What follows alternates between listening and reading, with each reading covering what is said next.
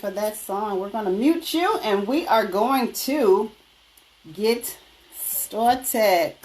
So welcome everybody to our sex and relationship chat. My name is Kanya Ford, but you can call me Coach K. I am your certified clinical sexuality coach, doula, as well as a business coach. My goal is to empower women and take them from a place of overwhelmed to a place of encouragement by utilizing the power that we possess inside of us, as well as helping you to own your sexuality. In that space and in that realm, here we go, I focus on a lot of other areas as well, because there are so many itty bitty little pieces that we need in order to achieve the goal that we have of being the best version of ourselves. So tonight's discussion topic of sex and relationship chat is going to be when you leave, properly grieve. Welcome, Andrea. Thank you for joining us. If you want to be a part of that discussion, feel free to raise your hand and come on up. Just understand that this is streaming on my Instagram as well as in our private Facebook group, Black Mama. And so my goal tonight is to walk through the 5 stages of grief as it relates to ending a relationship. When we have a loss of a loved one, typically we do go through those 5 stages. But not many people recognize that when you end a relationship, it is also a loss. And so we don't take the time to properly grieve that. When we don't take the time to properly grieve, we almost set ourselves up for failure moving forward. So in one of my posts that I put up on Instagram, and welcome up, Karen, thank you for coming up. One of my posts, I put the old saying that some friends might tell you, this kind of old school. They say that, in order to get over one, you jump on the next. That is probably the single worst piece of advice that you can get from anyone in the entire world. That's the same as walking up to someone who just buried their mother or father or another loved one and saying, hey, to get over this, go and find a new mom or go and get another, child. That's equivalent to what is being said to you when that happens. And if that sounded ridiculous to you, then the saying that I said before that is just as ridiculous. Welcome, Jacqueline. Thank you for joining us. So I'll start with that. So what we know is when we lose something, it alters everything that we've worked towards or that we've built. And so we definitely go through those stages. Now, a lot of people will tell you, a lot of professionals will tell you that, people will go through the stages at different times. The order that I'm going to read them tonight is typically the normal pattern that you go. You will not go through this pattern straight through. There are going to be some times you might get to stage 4 and then you jump back to 2 and you have to start over. And guess what? It is perfectly okay because we're all human beings and we do things because we're human beings. Okay? So, I'm going to talk about the 5 steps. I'm going to list the 5 steps just like I do every single week. And then we're going to go back and we're going to discuss them. So, the 5 stages of grief is denial, anger, bargaining, depression, and acceptance. Again, not necessarily the order you may go in, you may skip, you may go back, whatever it is. Those are the 5 main stages of grief. So let's talk about denial. And actually, you know what? Before I get into that. Well, can I ask a quick question? Absolutely. Will someone experience all 5 of those? Like, is it like, I know it can go in a different order, but it's like, can someone maybe experience like 2 or 3 or just 1 or 2, or will it always be all? Typically you will touch a piece of all 5.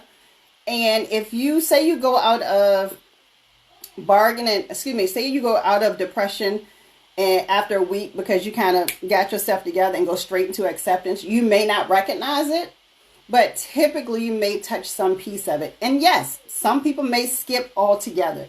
It really depends on where you are in yourself as to how you speed through or not. So say that you went straight from bargaining to acceptance. There's nothing wrong with you. It's just that maybe you're at a place where you was like, you know what? I know about depression. I know what that looks like. I know what that feels like. I didn't even go through that part. You know what? I'm good at this point. So you can experience multiple at one time, or you can skip many. And you may hear some gameplay in the background. I am in my office, but apparently, with children, you know that sometimes the game, I guess, gets that good. So if you hear some yelling, I'm not torturing anyone. Coach, can I make a comment? Absolutely. I was going to say it also depends on the nature of the breakup. If you're the one who's doing the breaking up as opposed to the one who's in the passenger seat and not driving the breakup, and it depends on the nature of the relationship when the breakup occurs. Like if you were, for instance, a blindsided wife whose husband has been cheating and you had no idea, that breakup is different than two people who've both had outside relationships and they see an end coming and they know it's inevitable. Those two relationships will be completely different in the breakup stages and what people go through and how they encounter them. Absolutely. And thank you for pointing that out. You are absolutely right. So there are a lot of different variations. So absolutely don't get stuck on what I'm saying versus how the process works for you. And that's where kind of individual coaching and guidance come into play. So thank you, Karen. So when we go into denial, so a lot of times when we're in denial, it helps us to minimize that overwhelming feeling of loss. So we just broke something off, or someone just broke it off with us. You may go around and still be wearing if you were engaged, still wearing your engagement ring. You may be still making wedding plans in your head. You may be like, this is still a go. We're good. And that's usually something you see where you may know somebody in real life, but their Instagram or Facebook doesn't match what you know to be in real life. That person may be in denial. And so they're still posting these smiley, beautiful, filtered pictures. But you were just over there the night before and it was a drag out, I hate you, when are you moving out brawl. And so when we're in denial, it truly, because we're not ready to absorb what just happened, that piece is going to be natural. And I will say even sometimes, and this is really crazy, when we're not in a place of wholeness within ourselves and someone does something to us and we're like, well, you know what? I'm done. You can leave. And that person calls your bluff and say, okay, I'm leaving. You may not have been ready to receive that response. And so even though you made the initial decision and they agreed, you may put yourself in denial because it's like, oh my gosh, what am I going to do? And it's overwhelming to think about. I just broke up with this person or we just split up, but I wasn't ready. So denial is a pretty dangerous state to be in because it also may allow you to let things happen to you that you would not otherwise have let happen. It's like you pull the wool over your eyes at that point. So you will probably recognize denial. Number one, we're all going to see it differently. But a lot of times it's probably seen more outside than in. You know it in your heart of hearts. You know it's denial. And it's okay to go through denial. I'm going to tell you this right now for everyone that is listening. If you are in denial, it's okay. What is not okay is to stay there. If you're recognizing that you are stuck in this place, absolutely you want to get help and guidance with moving into a different place. And notice I didn't say moving yourself along or pushing you along. It's okay to talk that through, because you can't just sometimes fall out of denial and be okay. Because then once we come out of that denial phase, usually is that anger phase. Now this anger phase will get you in a lot of trouble. Karen, did you want to say something? I did. Excuse me, Coach. I just wanted to say this is so good. And I wanted to say not only is it okay to be in denial as long as you don't stay there, don't let other people rush you to the next stage because they think you need to move on. Mm-hmm. Allow other people to drive your bus, it begins to go in the wrong direction because they weren't in the relationship you were in. So you have to respectfully tell people, hopefully you can recognize the stage that you're in, and you may not always, but you can't let other people guide your recovery if they haven't been where you've been. Yes, I love how you say that. Don't let somebody else drive your bus, because listen, they may take you down a one-way street into a head-on collision. And that's probably the one that told you, hey, the quickest way to get over one is to jump on another. So, yes, be careful with your bus drivers there. Thank you. I appreciate that. And anytime you guys want to say something, definitely just unmute. I'll see it. Feel free to jump in. This is an open discussion that I have every single week, so I want you to be a part of it. So, thank you. So then once you come out of that denial, we hop into that anger phase. And like I was saying, when we get into that anger phase, it can be, pretty dangerous. I don't know if any of you have ever been in a place where you were so mad, you were so angry, you were so upset that somebody told you the next day what you said, and you were like, I didn't say that. It's like, yeah, you did. Our tongue can be so vicious that slashing tires sometimes won't even compare. What you say out of your mouth could potentially drive someone to truly hurt themselves or hurt you. And in that anger phase, we typically say and do things to try to hurt the other party.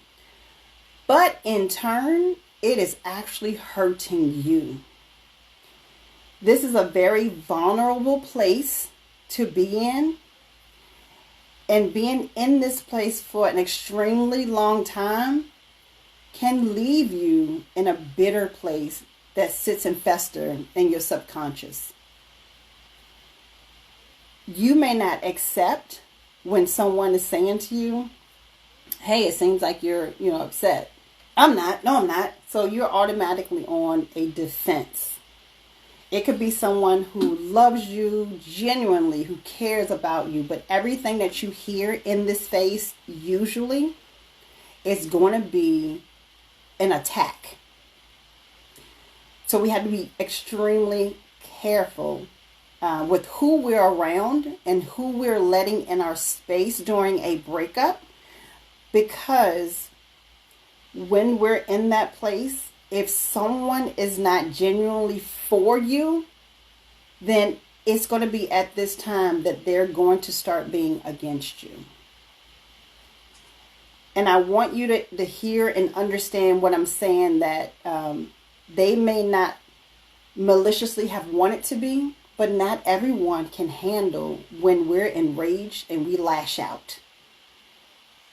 That, Coach, not just the people around you, but even the person in the relationship that you're in, if they have taken you to a place or driven you to a place where it's uncharted waters for even you, right? Like they've pushed every last button you have, and you are at the end. I've tried to love you. I've tried to comfort you. I've tried to fill your love tank. I've tried to give you everything that you need to be better in this relationship and go and be the king or queen that you need to be to better you and better me. And you've done this, and now I'm enraged. I never thought I'd be here. You do things that you didn't even think you could do. Yes. That's why you don't remember what you said last night, because that's not me. I would never say that. Yes. And it's a crazy, dangerous place to be, because you step outside yourself and you become something that you never intended, never thought of, and there you are. And yet there you are. And honestly, I think we all have that place. Yes. Prayerfully, nobody pushes you there, but I think we all have that inner place. That's why, if you're a believer, the Bible talks about the tongue and how deceitful it is and how powerful it is. Just like you said, it can take you places that you never wanted to go and make you stay longer than you ever wanted to be there. Yeah, and you said a whole word. That tongue is mightier than the sword. So this is that stage where you absolutely need the right people around you at a regular time. Someone that is strong enough to understand that you're coming from a place of hurt and not true malicious anger. That same person that, may have given you the warning up front, but was willing to sit back and allow you to see things on your own. And then they step right back up to be that support for you. So when we're in the anger phase, we are usually trying to adjust to the new normal. And the reality is just too frustrating. So when you're angry, you're usually just frustrated. And so when you're frustrated, you definitely have to stop. You have to take a giant step back and almost look at yourself from a 50-foot view. And viewing yourself, if you ever think about reality TV, me and my husband watch that, and I'll sit back, I'm like, I wonder do these people go back and watch back the footage and think, what in the world? And if you even see some of the reunion shows, a lot of the angry people show up differently at the reunion because they sat back and they watch themselves. So it's being able to step outside of yourself and outside of that situation and kind of look and say, okay, what is frustrating me? Why am I so angry? I need to talk this through. I need to work this through. I need to walk this through. And so when you leave that angry place, you start bargaining. And so that bargaining place, that's usually in the form of a prayerful request where you feel so helpless that you're praying to whoever your higher being is. Hey God, I promise if you just change that man or change that woman around and they act right, I won't do X, Y, Z. Please don't leave me in this place. I'm hurting. Why did you do this to me? I deserve it. So you start bargaining with this higher power that's above yourself. So you come outside of yourself. And if it's one of the videos that I did, you can go back and check my IGTV. Actually, it's the Power of You series that I have. If anybody wants that link, DM me and I will send that to you. It's 4 phases. In that, I talk about the power of you. So when you start to forget that your power is inside of yourself, and that prayer is inside of yourself, and you start just kind of grabbing for straws, then you almost lose sight of yourself. You're looking for someone to give you answers that are there within you. And no, you won't recognize it. Because remember, you're in a different place right now. You went through denial, you were angry, and now you're just like, oh, just Lord, please help me. Please put me back into this place. Please make him do right. Please put us back together. Please make this, I'll cook and clean every single day if he comes back. I won't nag if he comes back. I'll do whatever he tells me to do. And think about those statements I just threw out there. That means you're completely willing to be the worst version or the least version of yourself to simply have someone else back into your life that probably was meant to be in there in the first place. So be careful in that bargaining phase. Be careful. When they say be careful what you ask for, you just might get it. That is a real thing. And I'll tell you one thing. I'm sorry. Go ahead, Tia. It actually is on point, and hey, baby. Even though we're talking about relationships, I know that I've had a friendship that I recently lost where I felt the same way, and even kind of like in the bargaining phase that I was in was like, let me try and see if I could try and fix it a little bit.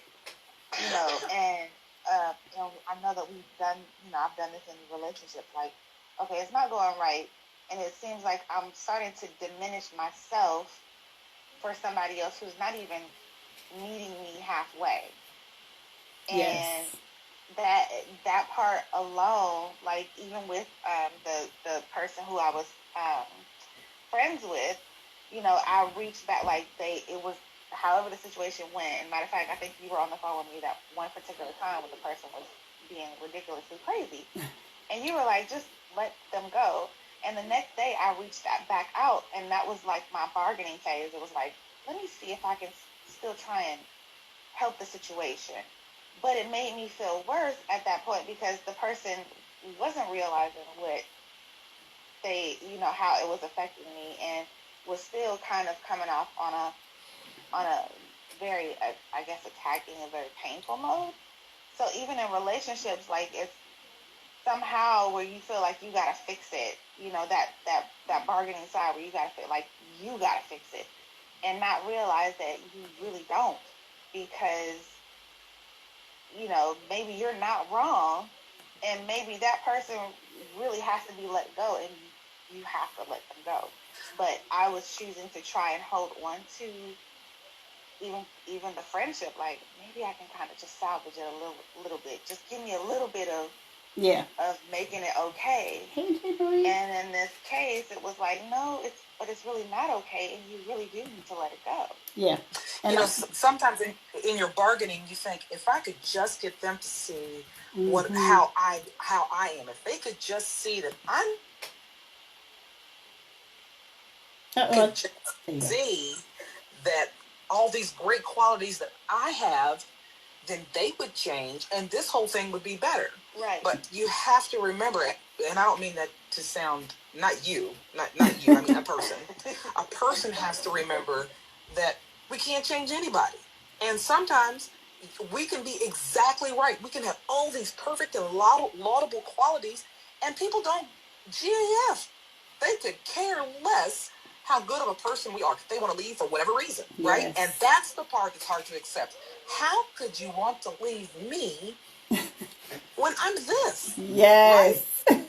Yes. Exactly. And it's kind of selfish when you think about it. I mean, I'm this, and you want to leave me? How dare you want to leave all of this? Yeah. Right? You better say that.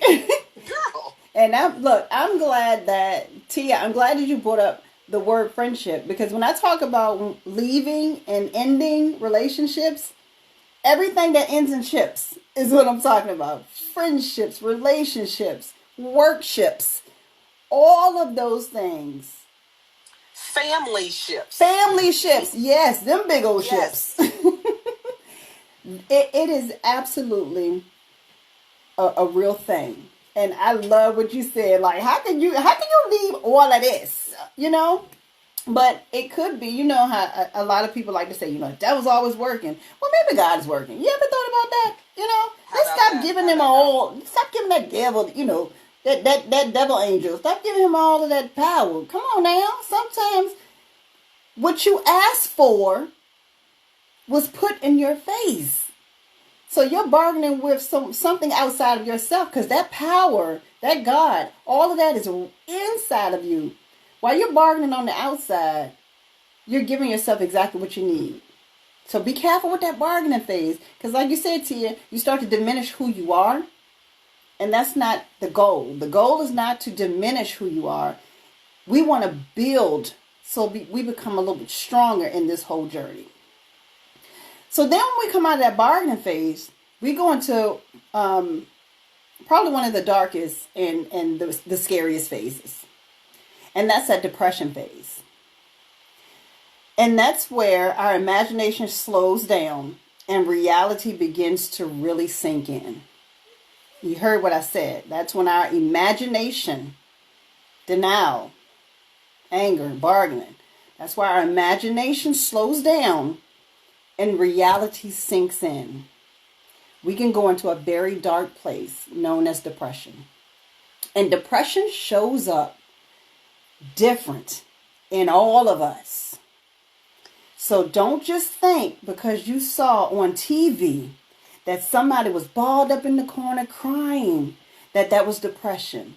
Or that someone was, yelling, depression can show up in so many ways that you have to be so careful with the patterns that you start to learn in this grieving process to figure out, is this a pattern of me growing? Or is this a pattern of me spiraling out of control? One thing right. that I can...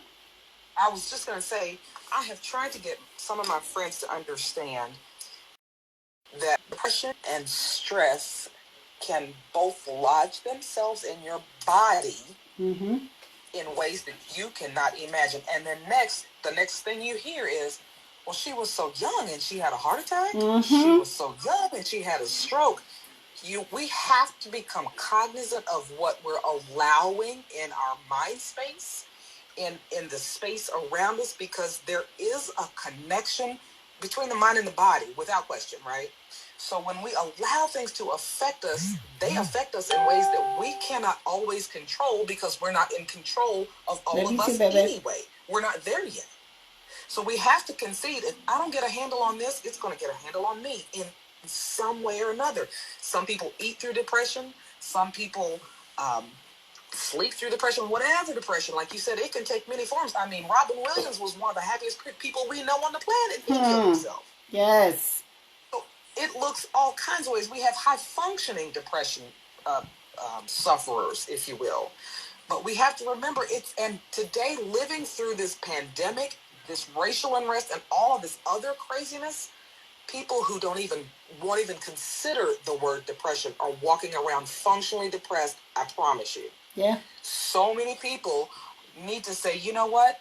I have pandemic PTSD. Having gone through this whole year, being in my house, working out of my kitchen, working in my basement, wherever, and I haven't seen people in so long. I'm afraid to go out. I'm afraid to do this and this. And I just had a relationship end. Yes. A lot of people are walking time bombs and don't even know it. Oh my gosh. Yes. Yes. And it's scary. Especially if those around you don't recognize it, or they're too busy in their own whatever they have going on to recognize it. So we can't, always put that on someone else. It's very, very, very. And I think about the ways that you can act out when you're in a depressed place. And you name some of those things. And after I talk about acceptance, I'm going to tell y'all a quick story about about how this young lady right here, when she didn't go through her 5 stages, where she ended up. Welcome, Brittany and Michelle. Thank y'all for coming on in. And Leland, welcome. Just to reset the room really quickly before we go into the 5th element here. Thank you all for joining us. Tonight we are talking about the 5 stages of grief when it relates to the ending of a relationship. So we are talking about when you leave, properly grieve. My name is Kanya. You can simply call me Coach K. I am your certified clinical sexuality coach with a goal of taking ladies from being in an overwhelmed place to an encouraged place by focusing on the power that we possess within ourselves and helping us to own our sexuality. In addition to that, I have a space just like this where we talk about everything life, love, and intimacy. Why? Because all of that matters. How we show up in the world is exactly related to how we own our sexuality. And this has a lot to do with that. And in that story that I'm going to tell you a little bit later, you'll see that relative piece. I have been joined up here by some amazing ladies. Thank you all for being an interactive part of this discussion. Anyone who wants to be a part of the discussion, definitely raise your hand and come on up on Clubhouse, on Instagram, and in our private Facebook Black Mama group. Write your comments in the, write what you want to say in the comments, and we will definitely discuss that as well. So, we already went through the first 4 stages of grief as it relates to ending a relationship. And we're going into that final and 5th phase. That 5th phase is acceptance. And when I think about acceptance, I want to be very clear that acceptance does not mean condone. It's not you saying, I condone what this person did to me, or I condone what happens. It means that I recognize and I understand, and now I'm accepting that this relationship has ended. That doesn't mean you accept the why it ended. It's you've accepted all of it. It's over and done. I now have accepted it.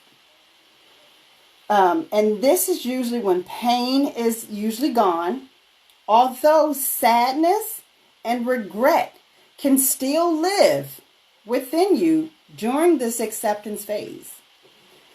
But the mental and sometimes physical aspects of pain have usually left you at that point. Again, sadness and regret may still linger around. And you may even, in this acceptance phase, like I said earlier, you may still have some remnants of the previous 4. Try to seep in every once in a while.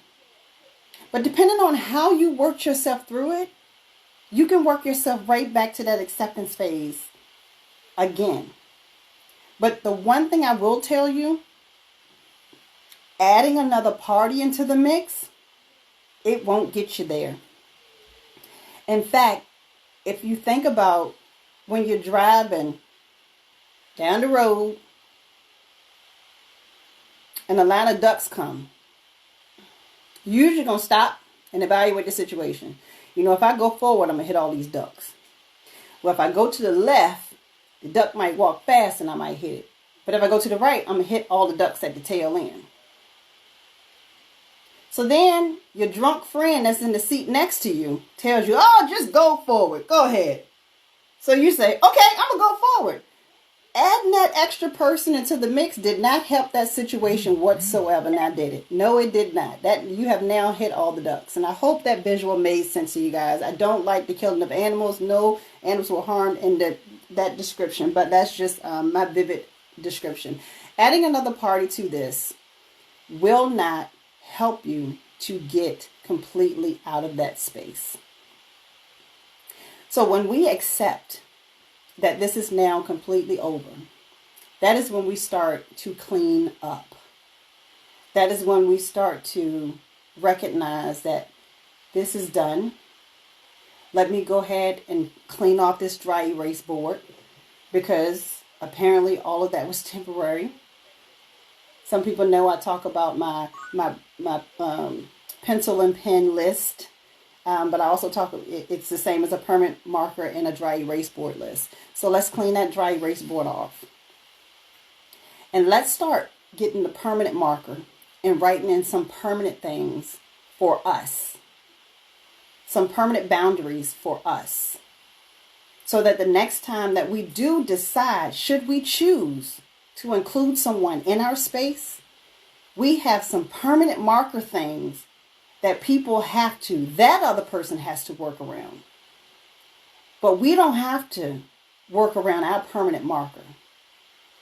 We can write that person in dry erase marker until they've shown that they can be written in permanent marker. So let me tell you about, go ahead, Karen. I was going to say, now that statement to some might sound judgmental, but you're allowed to be judgmental and protective of your own mind, body, and space. Yes. That is okay. Yeah. So other people can say, oh, well, you can't do this, you can't do that. You most certainly can be uber protective of everything that is you. And if I'm going to allow you in here, I need to make sure that you're safe, that you're okay. Now, we don't always know, and some people switch up on us, and that's when you just have to stop, regroup, go through these steps, look at the picture, reassess the picture, and start over. But you're always allowed to be super protective of your own space. People get lost in relationships, you complete me, right? Thinking that now I was nothing before, but now that you're here, I'm something. Wrong. I was something before you ever got here, and I'll be something when you leave. We're talking about properly grieving when we end the relationship. so involved, even in a really, really good marriage, 30, 40, 50, 60 years, those people still have interests apart from one another.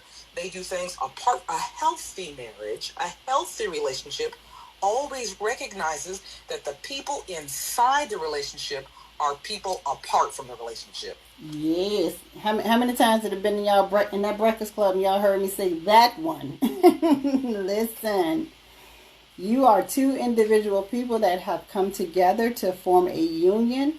You are still an individual person. Speak yes. And again, anyone who would like to come on up and be a part of this discussion, please feel free to do so. So, when I was 17 years old, I did not know anything about going through properly grieving any relationships. And how many people in their teens have been hurt by some little boy or some little girl? Too many. And at that time, if you did not have that appropriate person to kind of be there, i.e. parents, aunts, whoever, to kind of talk you or walk you through, what you do is you just get into one of those phases and you usually stay stuck in that phase. And then you start adding other people into it because, that's just going to add to the denial. So essentially we stay between denial and anger. And then we hit bargain and then we jump back over while keeping depression inside of us. But it's less than likely as an immature brain that we truly get to that acceptance phase until we're well into our adulthood. And unfortunately, some people may not get there. So what skipping all these phases got me is pregnant at 17, my second semester in college. Doing it again got me my second child, which had me at 20 years old, mother of two, under the age of 20. Felony on my background. Why? Because I decided to add the quickest way to get over one is to jump on another. And that's what I did. Wrong move. Because now I have these felonies on my record because I'm following behind this new guy who's supposed to make everything just magically better. And it didn't. I was fortunate enough to learn those lessons at the age of 20. Where some people don't learn them for many, many years. I was fortunate enough to be able to recognize that I know I need to go through all of these phases. Even if I stayed in a relationship, so hear me when I say this. Even inside of a relationship, you may still have to go through these 5 stages of grief if something in that relationship changes, such as infidelity. That may be a real thing that you have to work through inside of your marriage,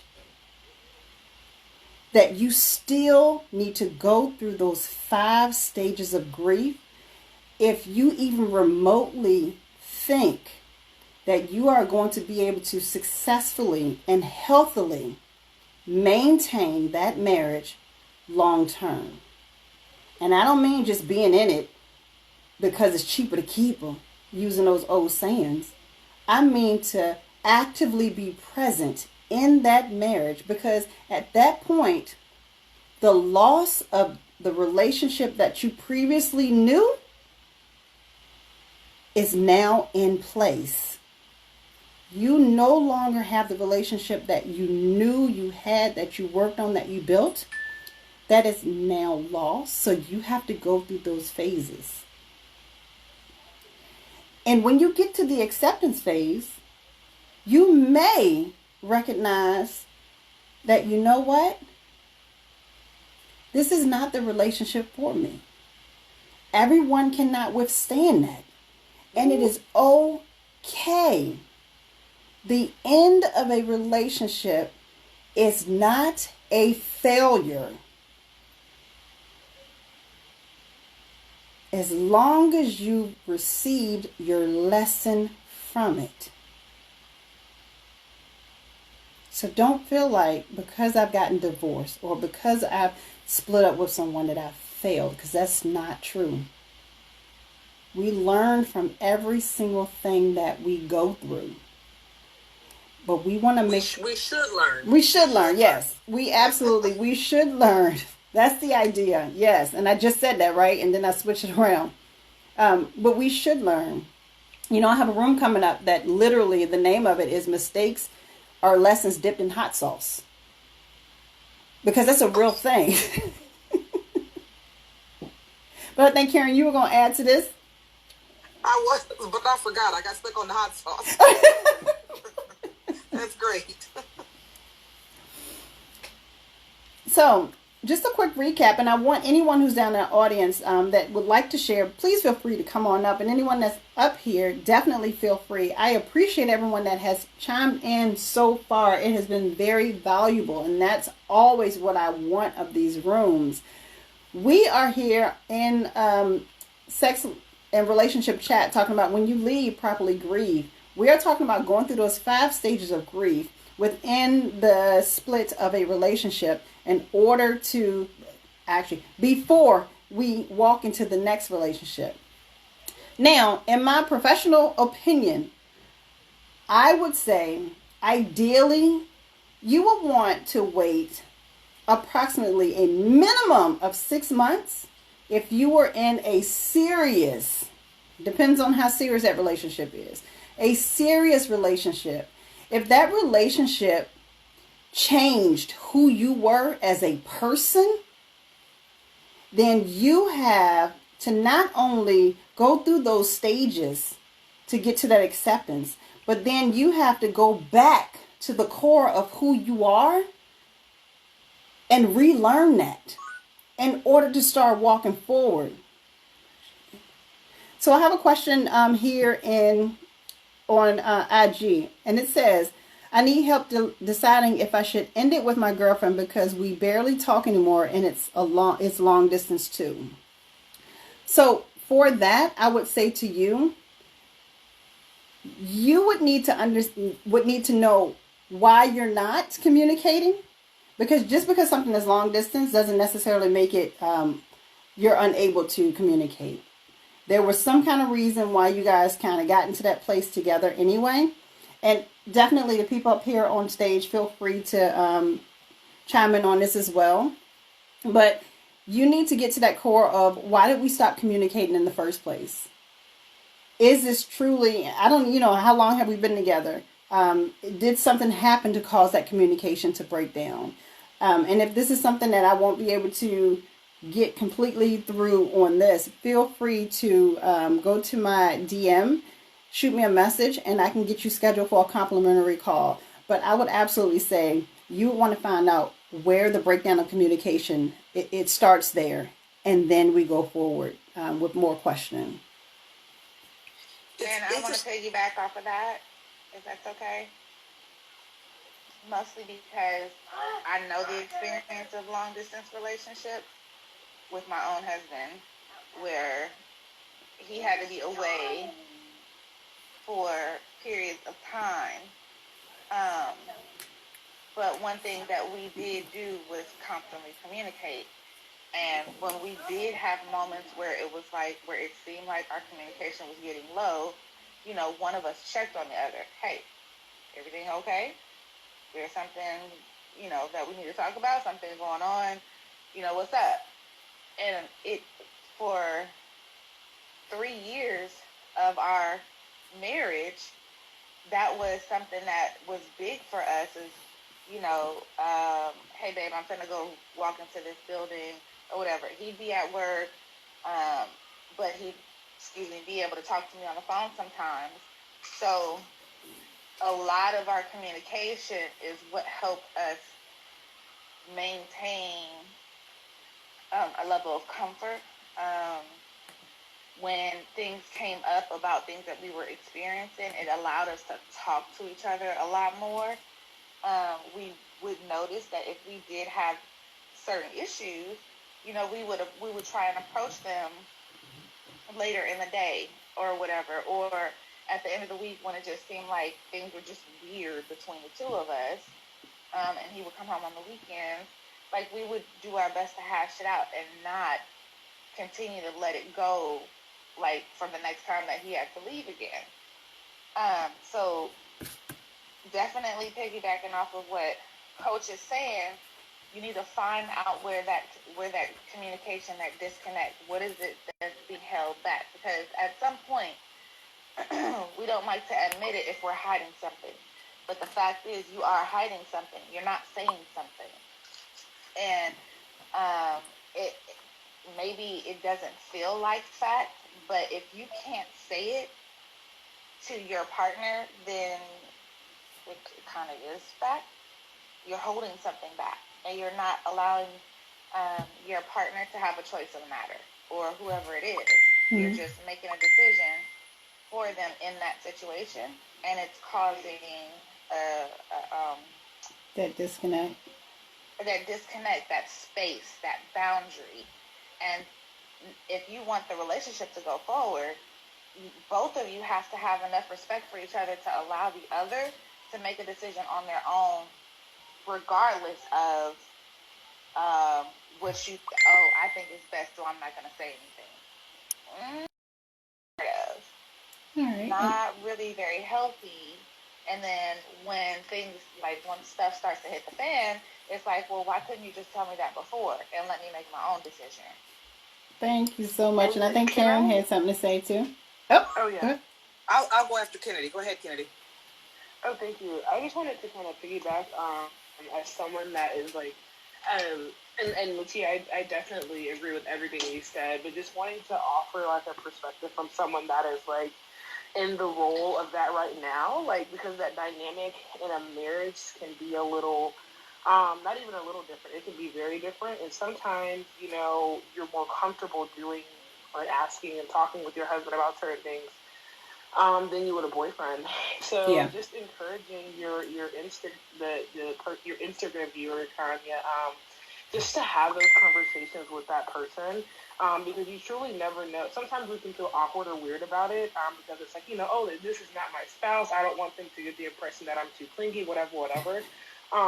But just get those negative thoughts out of your head, because it could be something that, you know, the other person, they could be thinking, okay, well, you know, maybe I don't want to be too overbearing, you know what I mean? And they pulled back because of that, and you'll never know unless you talk about it. That literally just happened with me. Here's the guy I see, he lives in Manhattan, and he had stopped talking. I mean, we had talked every day, but it was just like a couple times a week, and I'm just like, what's going on? And so I asked him about it finally, because I was going back and forth, like, I don't know if I want to do that or not. I don't want to be clingy. And then he was like, well, I thought that I was doing too much, because he was, you know, I never texted him first. He always texted me good morning first. And I was like, no, like, I was enjoying that. And had we never had that conversation, you know, I would have pulled back. We probably would have just eventually stopped talking. So definitely have that conversation with that person. You know them, you know what their comfort level is. So just meet them at their level, and just have. Thank you, Kennedy. I was going to say that communication with everything is key, especially in an LDR. And with social media and where we are, you know, maybe we're at the end of the pandemic. You know, who knows if we can go back to, well, I don't think we'll ever go back to life the other way. But in this new normalcy that everybody's enjoying or embarking upon, without communication in any relationship, you're lost. So once you put miles between us and hours between us, and we have the capability to be in a relationship with somebody states away or across the country or even around the world, if you don't have communication and it begins to dwindle, that's when somebody's mind can wander and take them into a whole different place that can be completely opposite of reality, all because you didn't have a conversation. Yes, absolutely. And then honestly, understanding and knowing if long distance relationships are something that's within your wheelhouse. Is that a pen or is that a pencil item on your list? And we talk about, you know, that's my permanent marker or dry erase. You know, I usually call it pen and pencil. For some people, you know, that might be a pencil item that, you know, you're willing to try. But if it's a pen item, but you tried it anyway, then you want to reevaluate kind of that aspect of things for sure. But I thank you all three of you guys, for offering that help to our Instagram watcher for sure. That's necessary. I appreciate every single point of view that's up here today. And for anyone who kind of just joined us, just a quick recap. We are here in the Sex and Relationship Chat, which is every single Tuesday night at 6:30 p.m. And we are talking about when you leave, properly grieve. What we did is we went through the 5 stages of grief as it relates to the ending of a relationship, and even the end of a relationship as we know it, even if we stayed inside of it. Understanding that just like when we lose a loved one, we're not going to go around and say, hey, you know what? I just lost this person. The quickest way to get over them is go find another. That's the same thing with a relationship. You want to make sure that you take the time to properly grieve that loss or that change of that relationship. Rebuild yourself to the point where you pull some of those lessons out, reevaluate yourself, understand where you were in that. What I like to say is own your ish within that, because it's not always the other party's fault. There's some kind of mutual ground in that. That doesn't mean that you're a horrible person at all because someone wants to walk away. That could be a blessing for your lesson. So take it as that, because those things matter. Everyone may not be for you, but I also want to encourage you to understand you before seeking the next or any one of your partners. One of the things that I'm always excited to talk about is the Own Your Ish Sis boot camp. And the reason why I'm excited about that boot camp is because the story that I told you about myself with ending up being a 20-year-old with 2 kids under the age of 2, living in Section 8 housing, working literally an $8.50 an hour job, until I stopped in my tracks, reevaluated exactly what was going on, and knew that I needed to alter my steps, or my children were walking the exact same path that I was, which was the exact same path that my mom walked. I created that boot camp using that 21 years of what I've endured, learned, and overcame, in addition to the formal education that I received, not just in college, but in the certification program for the sexuality coaching. And I created that 5-week boot camp. And what that boot camp does, ladies, it truly guides you to unapologetically teach other people how to treat you. And if you can't get whole within yourself, where you have a list of 10 items that you walk around with in you, that you do not change for someone else because that is your boundary, and you are well within your right, desire, your whatever you want to call it, you are okay with setting your boundaries. If someone wants to call you selfish for setting a boundary, tell them thank you. I appreciate it, because that means that you have done your job. Everyone will not be happy with your selfishness, and it is okay. They were not meant to be in your space. But until you start to put yourself first in your life, you won't even recognize what stage of this grieving process that you're even in, because you're going to want to jump out of it so fast and add another person in to make you feel good that you won't even know what hit you. The first person that you need to see coming out of that acceptance phase is you. That's who you're going to come back into. When you accept what happened, greet yourself. Rebuild yourself. If you need to, relearn yourself. Remember exactly who you are and why that person even came towards you to begin with. Like Latia said earlier in her conversation, we don't diminish ourselves for anyone. You know what? I was going to say, you know what's so interesting about this? When we think about the cyclical pattern of what we see becoming how we live. If we saw an aunt, our mother, our grandmother go through this, and she didn't address these stages of grief in order to better herself to go into the next relationship better, and the next relationship was just failed repeated pattern after failed repeated pattern after failed repeated pattern, then we just have generation after generation after generation of us that don't get it, realizing that we can be the ones that break that cycle. When we break that cycle, it's not only the relationship that gets better or our picker that gets better, perhaps. When we grow stronger in who we are and allowing people into our space, our daily lives, from the time you open your eyes until you close them again, when we go throughout the day, we're stronger. Our work life is better. All of our ships that we talked about, the relationship, the friendship, the family ship, all of those are stronger and better. And breaking the pattern of going into a relationship half-heartedly or half-personally because we weren't working on ourselves or making ourselves whole and better before we jumped into the next one.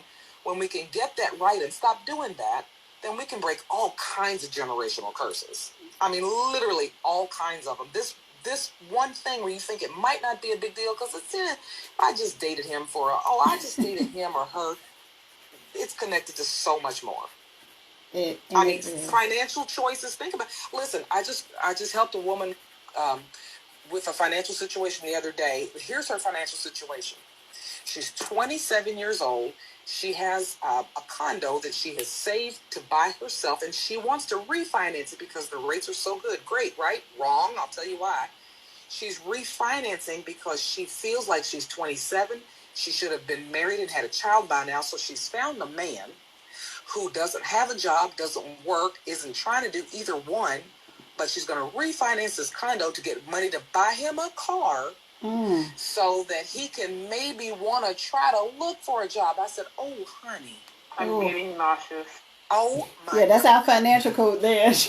Oh, my gosh. She said, because, I mean, he's not the best, but I don't have any other prospects. And I said, oh, we need to stop right now. Yes. We need to stop this right now. You're 27. 27? The world is your oyster. Oh, my gosh. Yes, you do. Ooh. Oh, 27.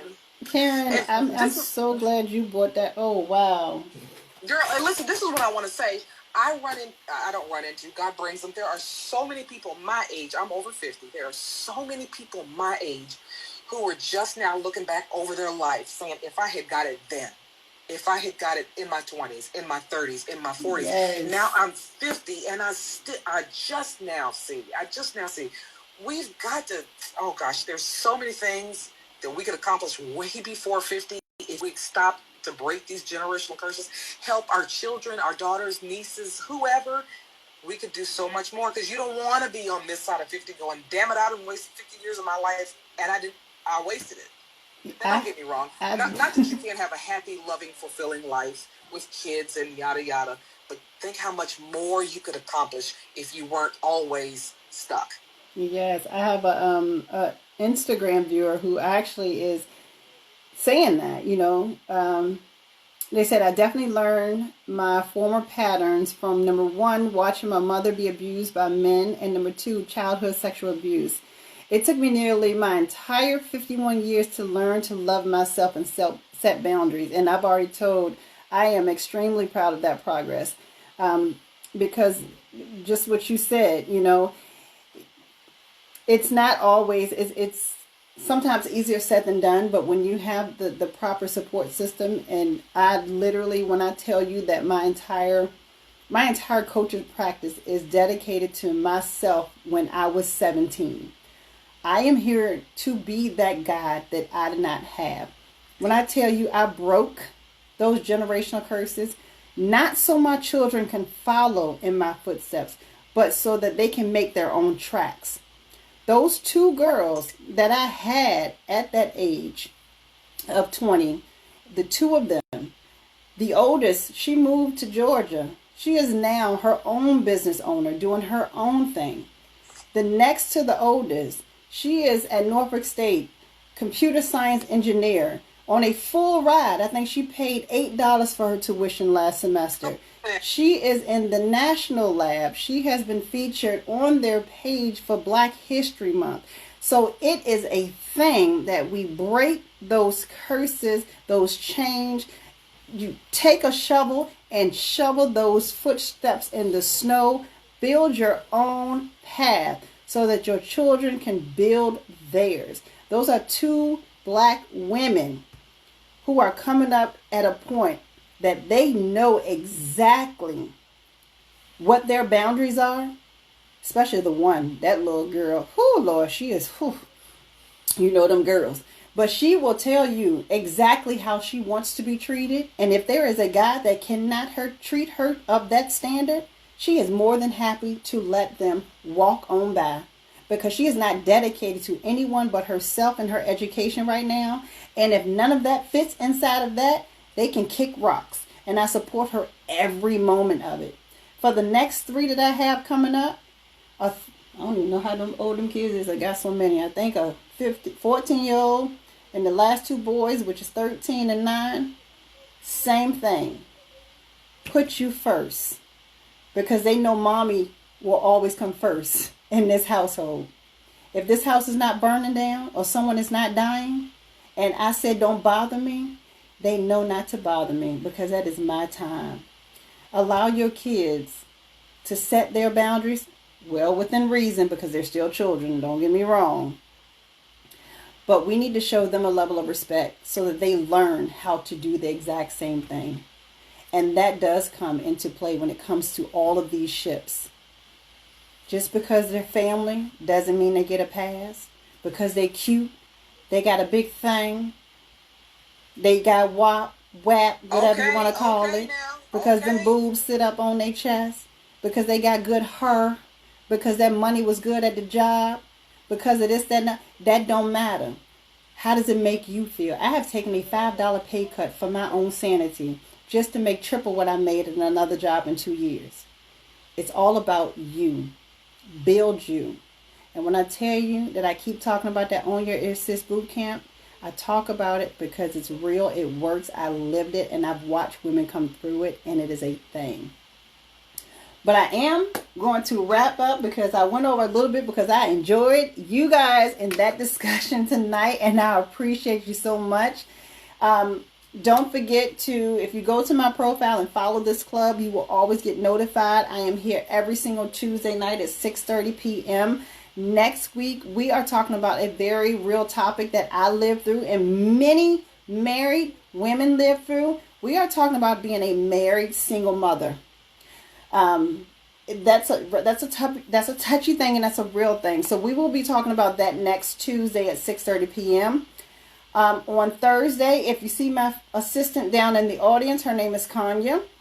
She will be talking about this coming Thursday at 6:30 p.m. What does your Instagram and Clubhouse resume say about you? She does my business tips. You are so welcome, and thank you for joining us here on here. I'm talking to my Instagrammers, of course, guys. So my floating head is my business coach, and she does my business chat, which is 15 to 20 minutes every Thursday. If you do not know about the Black Mama private Facebook group, that is a nonprofit organization that is designed to support all Black women. You don't have to be a mother. We talk about it just like the old school mama. Brittany down in the audience there. If you click on her profile, you can get to where Black Mama is. Myself and Kennedy, we are moderators of that group. Latia is a part of that group. We have our Black Mama Elite, which is a membership where you get a next level of all things that we offer. I thank you, Karen. I thank you, Latia. I thank you, Kennedy. I thank you, Brittany, for coming on. And I will see you guys next week. Y'all have a great evening. Thank you so much for the space. This was absolutely amazing. Thank you. You are most welcome. Thank you. Bye. Goodbye. Bye. And bye, you guys. I will see y'all. You can stay.